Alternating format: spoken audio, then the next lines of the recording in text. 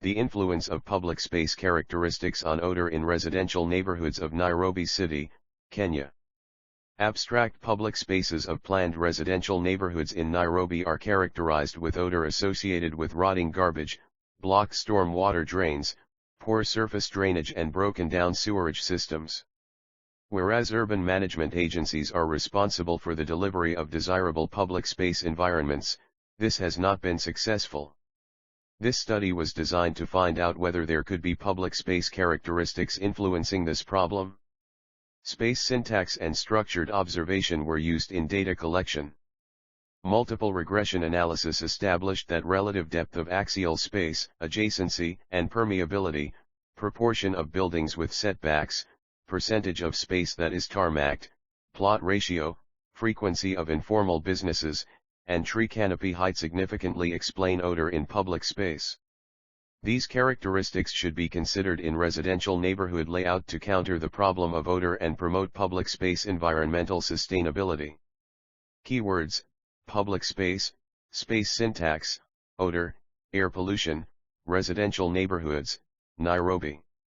1.0 Introduction. The impact of odors, and air pollution generally, on the health and well-being of people in urban settlements has been widely considered in the literature and mostly confined to epidemiological studies. King, 2018. While various ways of ameliorating the impacts have been advanced, the role of public space layout in minimizing odors in residential neighborhoods is much less clear. Odors have been defined as sensations which occur when chemical substances, referred to as odorants, are inhaled through the nose. Brancher, et. 2016. These include sulfur compounds, nitrogen compounds, and volatile organic compounds. Leonardos et al., 1969.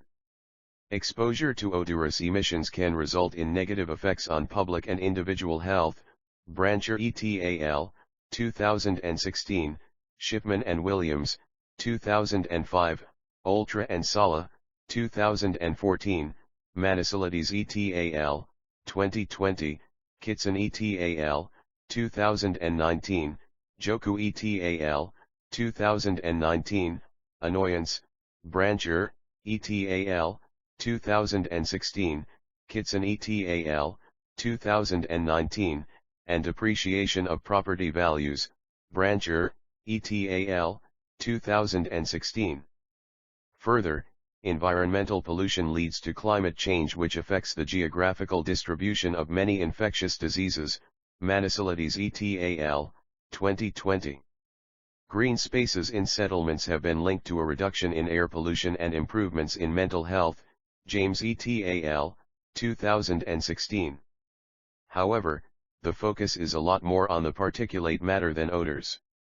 Adjacency et al., 2017, and Acero et al., 2012, examine the role of trees, hedges, green walls, and larger green spaces on their ability to reduce air pollutants by trapping large particulate matter. King, 2018, underscores that some urban vegetation design implementations may increase or decrease air pollution levels based on a wide range of factors: street design, building architecture, plant types, among others.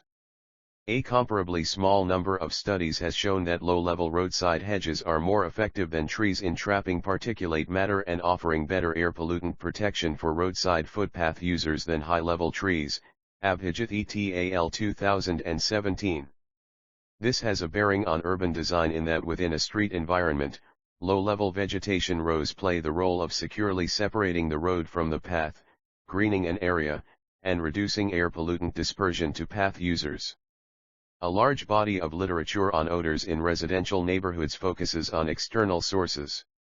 These include landfill sites adjacent to the settlements, Joku et al., 2019, Xiangzhou, 2005, industrial areas, Nadeo et al., 2012, wastewater treatment plants and composting activities, Brancher, et al., 2016. Alloway and Ayres, 1997, point out that wastewater, such as sewage, can be a source of noxious odors. degrade river water quality and contribute to the spread of infectious diseases. The layout of residential neighborhoods is concerned with how space is created and functions. This entails the definition of a network of public spaces, concerning buildings and other activities, which in turn contributes to the settlement's spatial form. According to Hillier and Hansen, 1984, a settlement's spatial structure presents patterns which carry social information and content. The authors aver that spatial layout, in giving shape and form to the physical world, structures the system of space in which people live and move. Space, consisting of streets and squares, plays a crucial role in influencing human activities and social interaction, Kudini et al., 2020. The layout of residential neighborhood streets thus presents spatial characteristics that determine the way they are used. This, for instance, explains the distribution of people in public space and their associated behavior, Jacobs, 1961 and Makworo et al., 2013. The manner of use of the space may result in either promoting or jeopardizing the health and well-being of residents and other street users. The setting of this study is in the planned residential neighborhoods of the city of Nairobi. The city is characterized by the rapid growth of human population and increasing pressure on residential public space use and environmental sustainability challenges. Some of the sources of odor in the public space system of residential neighborhoods investigated include rotting garbage resulting from inefficient systems of solid waste collection, blocked stormwater drains, poor drainage of surface runoff, broken down sewerage systems, unmaintained public toilets and wrong use of negative spaces. Transick, 1986, defines negative space in a settlement as that part of public space that nobody cares about maintaining. These spaces are ill-defined and fail to connect to other elements of the public space system in a coherent way. These spaces end up being used in the wrong way as spots for dumping solid waste, and in some cases, urination. With most designers acknowledging that space has a powerful role in shaping social behavior, Southworth et al., 2012, this study is designed to establish public space characteristics influencing odor in the city's residential neighborhoods and the extent of the relationship between the characteristics and the odor. Materials and methods. This paper generalizes its findings to the entire frame of public spaces of planned residential neighborhoods in Nairobi. Public space is limited to the residential street, and to permit systematic inquiry, the street space is broken down into spatial units referred to as axial spaces, which form the units of inquiry. To arrive at a representative sample of public spaces, multistage sampling from the level of residential neighborhoods to axial spaces was necessary. Sampling of residential neighborhoods. The planning of residential neighborhoods in Nairobi is such that they fall into high-income, middle-income, and low-income categories. Based on this stratification, a population frame of planned residential neighborhoods was defined and then subjected to further stratification using public space structure as the criterion. Application of simple random sampling to each stratum resulted in selection of a representative sample of 10 neighborhoods distributed as follows: 3 in the high-income stratum, that is Parklands, Maitini, and Lavington; 4 in the middle-income stratum, that is Tina, Pangani, Ocean, and Buruburuvi; and 3 from the low-income stratum, that is Ofafa Maringo, Madaraka, and Umoja 2. Establishment of the parent population of public spaces. Preparation of neighborhood axial maps was a prerequisite to establish the parent population of axial spaces in the neighborhoods. This is done by first finding the longest straight line that can be drawn within a street space of a neighborhood map and drawing it on an overlaid tracing paper, then the second longest, and so on until the entire street space is covered and all axial lines that can be linked to other axial lines without repetition are so linked. An axial line defines the axial space. An axial space is therefore a unit of a continuous street space which extends in one dimension and is linked to one or more other units in the street space system of the settlement. Initially, an accurate axial map of each neighborhood was drawn based on maps obtained from Survey of Kenya and Nairobi City County Government. This was followed by a reconnaissance survey of each neighborhood to identify any omitted spaces to include them in the respective axial maps. The updated axial maps presented the universe of public spaces, hence the study population. Figure 1 below, the axial map of Ocean, illustrates how this study operationally defined public space. Sampling of public spaces. To facilitate sampling of public spaces for inclusion in the study, each public space in the respective neighborhood axial map was coded uniquely as illustrated in Figure 1. The spaces were then sampled in a two-stage process. In the first stage, a public space survey was conducted in which all the spaces in each neighborhood were systematically observed to establish the intensity of odor in each axial space. The intensity was scored using a 5-point scale. In this scoring, the highest intensity was given a score of 5, whereas the lowest intensity was given a score 1.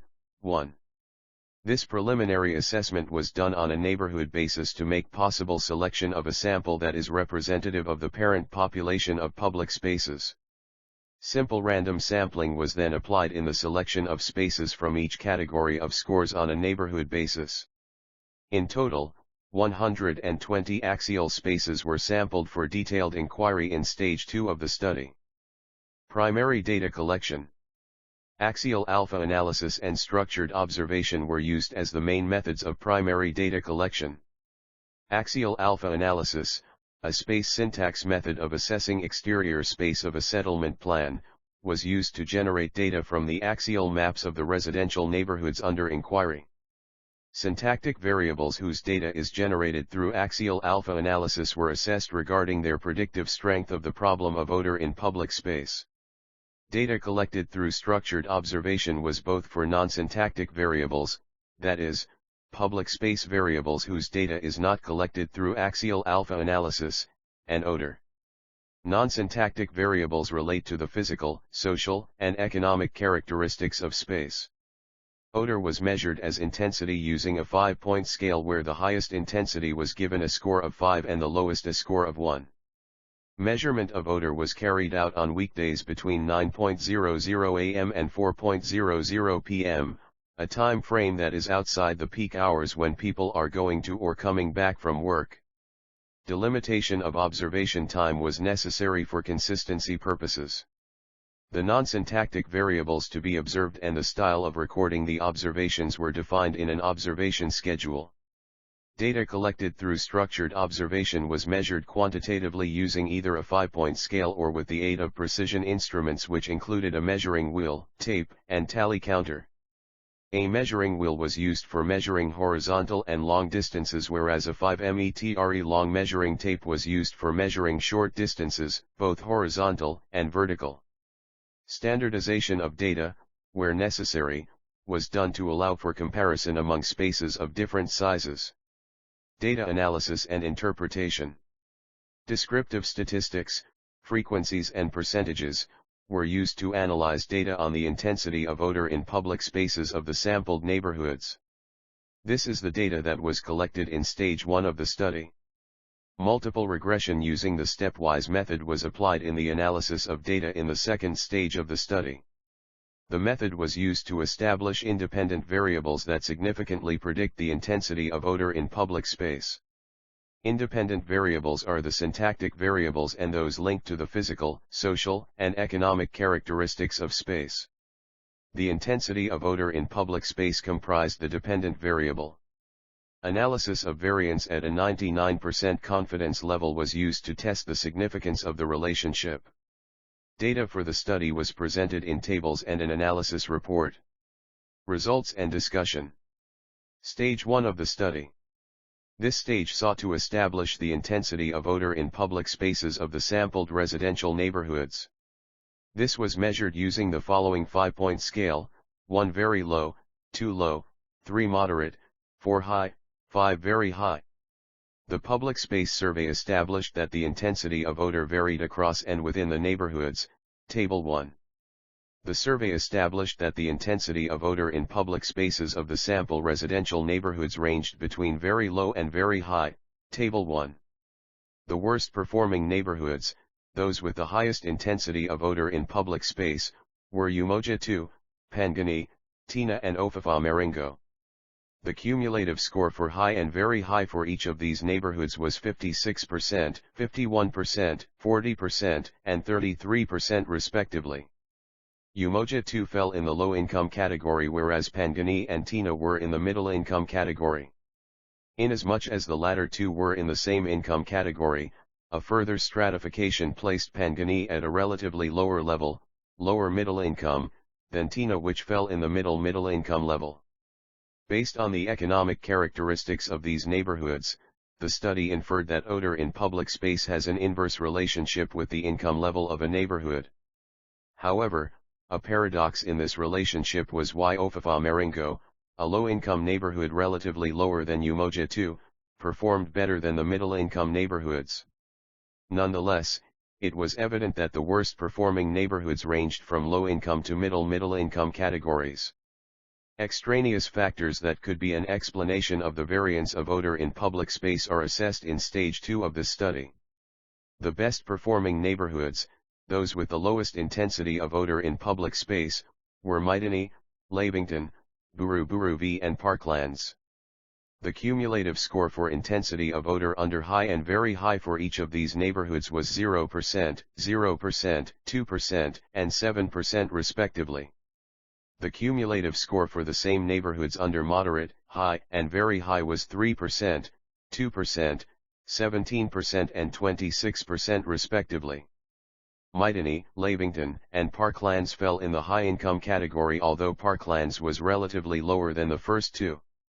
Buru V was in the upper middle-income category.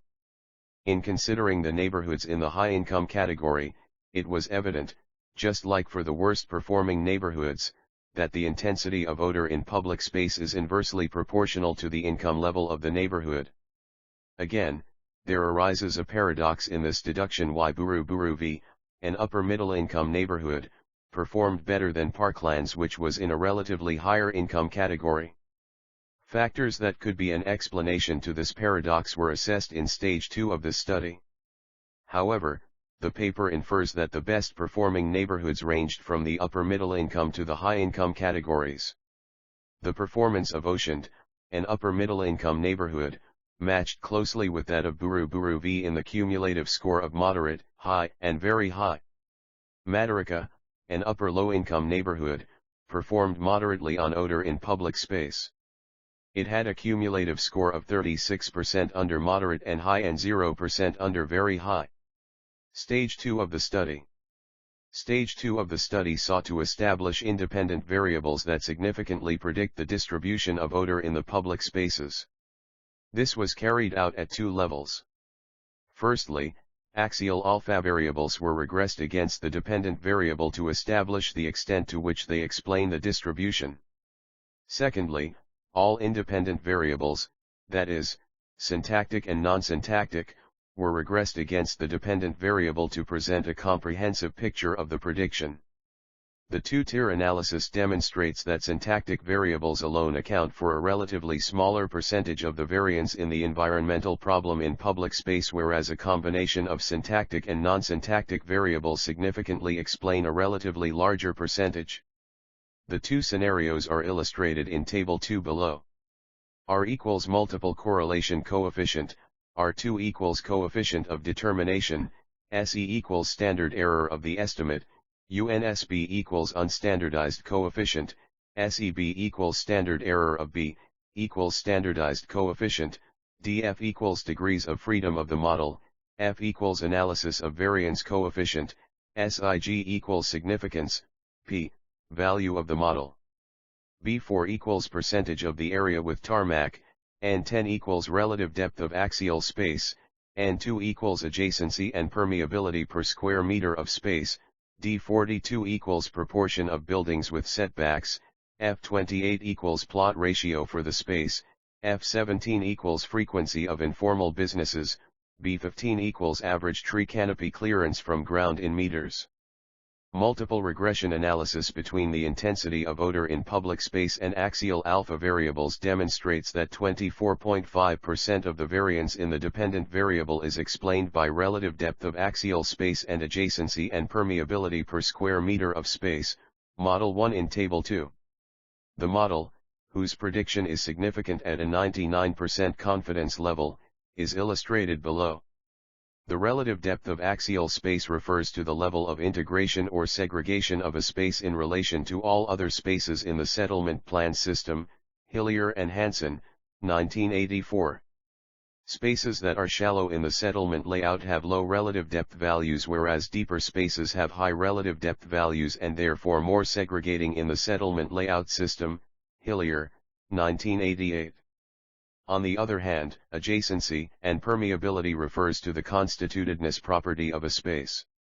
According to Hillier and Hansen, 1984, constitutedness of a space is said to exist when adjacent buildings and other bounded areas, such as inhabited plots, gardens and parks, are directly or indirectly permeable to it. Permeability refers to access between the enclosed and public space environments. This access can be either physical through doors or gates, or visual through windows or transparent areas of a perimeter wall. This then suggests that constitutedness is defined by the degrees of permeability, enclosure, and transparency. Whereas the variable of relative depth of axial space has a direct relationship with odor, the measure of adjacency and permeability of space has an indirect relationship. This means that an increase in the relative depth value of a space, while holding all other variables constant, leads to a corresponding increase in the amount of odor pollution. It also means that an increase in the constitutedness of a public space, while holding all other variables constant, results in a decrease in the amount of odor. Spaces that are more integrating in a settlement plan system, that is, spaces that are shallow and therefore have low relative depth values, are characterized with a high intensity of use. Hillier, 1988, points out that the more integrating a space is, the higher the number of people or encounter rate in the space. The density of motor vehicles in such spaces, both moving and parked, is also high. Shallow spaces also have better road and lighting infrastructure. Generally, agencies responsible for the management of the public space system of a settlement give priority to spaces that are shallow in relation to the carrier space, that is, the peripheral road system of the settlement. Because of the higher level of activity in such integrating spaces and the higher frequency of attention it receives insofar as provision of public space services is concerned, the level of odor pollution is lower. Conversely, segregated spaces, with their high relative depth values, are less busy with activity and are usually left out when it comes to maintenance of infrastructure and provision of public space services. Because of this, segregated spaces have higher levels of odor. On the other hand, a public space that is constituted by adjacent buildings has fewer odors. Constitutedness of public space promotes the presence of people and motorists in the space. Alexander, 1977, Hillier, 1988, Moirango, 2011. An increased presence of people and motorists in space promotes surveillance and minimizes wrongful use such as dumping solid waste or urination, Figure 2. In effect then, the more constituted a space is, the lower the intensity of odor. Multiple regression analysis between the intensity of odor and all independent variables as predictors realized that 5 independent variables significantly explain 61.6% of the variance in the dependent variable, Model 2 in Table 2. The model, whose prediction is significant at a 99% confidence level, is illustrated below. 2 of the independent variables have a direct relationship with the intensity of odor and include the proportion of buildings with setbacks and the percentage of space that is tarmacked. This means that an increase in any of these variables while holding all other variables constant results in an increase in the intensity of odor. In the neighborhood surveyed in this study, public spaces that have a higher percentage of tarmac but do not benefit frequently from public space services, such as garbage collection, have higher intensities of odor. Tarmac is impervious and any waterlogged biodegradable matter on it, once it rots, will emit high levels of odor. Low-income and middle-income neighborhoods were the most affected in this respect because of their dependence on the unreliable garbage collection services by the city authorities. Some middle-income and all high-income neighborhoods were able to mitigate odors from tarmac surfaces by engaging private companies in provision of public space services. Similarly, neighborhoods with a higher proportion of buildings with setbacks have higher odors. Removal of a building off the edge of a public space has the effect of reducing pedestrian flow due to reduced social intercourse between the residents and strangers in the public space. The reduced surveillance from pedestrians results in wrongful use of public space and higher odors. High-income neighborhoods, with their vast building setbacks, are able to counter odors in their street spaces through effective provision of public space services by private undertakers. 3 of the 5 independent variables that have an inverse relationship with the intensity of odor include plot ratio, frequency of informal businesses, and average tree canopy clearance from the ground. This implies that an increase in any of the variables while holding all the other variables constant results in a corresponding decrease in the intensity of odor. Higher plot ratios and frequency of informal businesses characterizing a public space have the effect of increasing density of people in the space. Similarly, a section of a public space that has trees with a higher canopy clearance from the ground attracts more people to relax or socialize under shade. Conversely, people tend to keep off from shrubs or planting of canopy clearance from the ground that does not permit social activity under its shade. In the latter case, the space attracts wrongful use and, according to Transick, 1986, such is lost or negative space. It follows that public space with a pattern that promotes density and suffusion of people in the space is integrated and therefore free of elements that lead to the production of odors. This is in line with the finding by Moirango, 2011, that spaces frequented by pedestrians, and more so residents, tend to experience less disintegration and hence lower levels of odor. 4.0 Conclusion and Recommendations. This paper has established that relative depth of axial space, adjacency, and permeability, the proportion of buildings with setbacks, percentage of space that is tarmacked, plot ratio, frequency of informal businesses and tree canopy height significantly explain odor in public spaces of Nairobi's residential neighborhoods. Failure to consider these characteristics in the layout of residential neighborhoods in the city is thus a significant factor explaining the problem of odor and is a threat to the environmental sustainability of the public space system.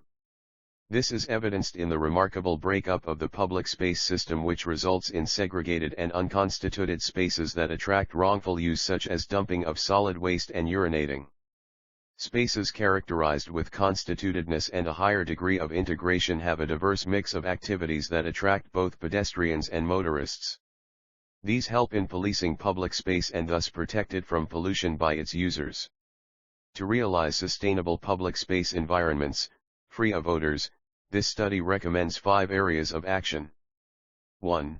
There should be adequate provision of public space services by the city authorities. Priority should be accorded to the low-income neighborhoods because their residents have a relatively lower economic capacity to engage private organizations to do the work. 2. Residential neighborhood layout should be guided by insights emanating from application of space syntax in the study of public space. In this regard, the residential neighborhood layout should avoid remarkable breakup as this leads to segregated spaces. This means that the depth of public spaces, relative to the peripheral road system of the neighborhood, should not be so much. Deeper spaces are usually neglected by the city authorities in the provision of public space services, for example, maintenance of roads and street lighting infrastructure. 3. Residential neighborhood planning should provide a rich mix of land use activities fairly well distributed in the settlement. This requires that the residential use is mixed with various commercial activities, such as shops and chemists, well distributed in the entire settlement.